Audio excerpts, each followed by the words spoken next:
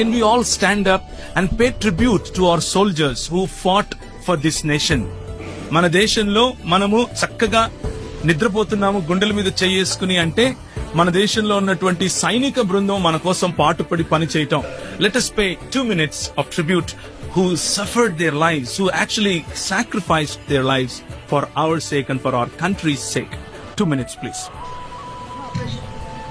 ఒక్కసారి ఆలోచించినట్లయితే ఆ సైనికులు ఎవరి కోసం పోరాడుతున్నారు అన్నది ప్రశ్న. ఆ సైనికులు ఎవరి కోసం పోరాడుతున్నారు అనంటే డాక్టర్ బాబాసాహెబ్ భీమ్రావ్ అంబేద్కర్ గారు మనకు రాసి ఇచ్చినటువంటి మన రాజ్యాంగంలో ఉన్నటువంటి సెక్యులర్ కంట్రీగా ఉన్న మన గురించి. అంటే అన్ని మతాల వారు, అన్ని జాతుల వారు, అన్ని ప్రదేశాల నుంచి వచ్చిన వారు ఈ దేశానికి సంబంధించకుండా ఈ దేశంలో మరి టూరిస్టులుగా ఉన్న వారితో సహా ఉన్న వారి హక్కులను కాపాడటానికి వీళ్ళు మన దేశం పట్ల, మన దేశాన్ని, మన దేశ సరిహద్దులను కాపాడుతున్నారు.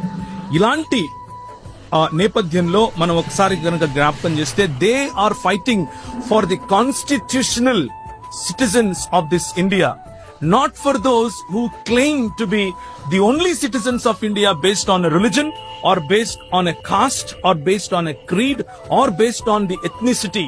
వాళ్ళకున్నటువంటి నేపథ్యం, వాళ్ళకున్నటువంటి కుల నేపథ్యం కావచ్చు, వారికున్నటువంటి మత ప్రాతిపదిక కావచ్చు, లేకపోతే వారికున్నటువంటి సాంఘిక ప్రాతిపదిక కావచ్చు, దానికోసం వారు పోరాడలేదు. మన దేశము ఒక ధర్మ నిరపేక్షతా దేశంగా ఉన్నప్పుడు, మత నిరపేక్షతా దేశంగా ఉన్నప్పుడు ఆ దేశంలో ఉన్నటువంటి మనల్ని కాపాడటం కోసం వారు బోర్డర్ దగ్గర నిలబడుకుని శత్రు సైన్యాలను వారు ఎదిరించి అలాంటి మత ఛాందసవాదంలో ఉన్నటువంటి శత్రువుల చేత బలి అయ్యారు.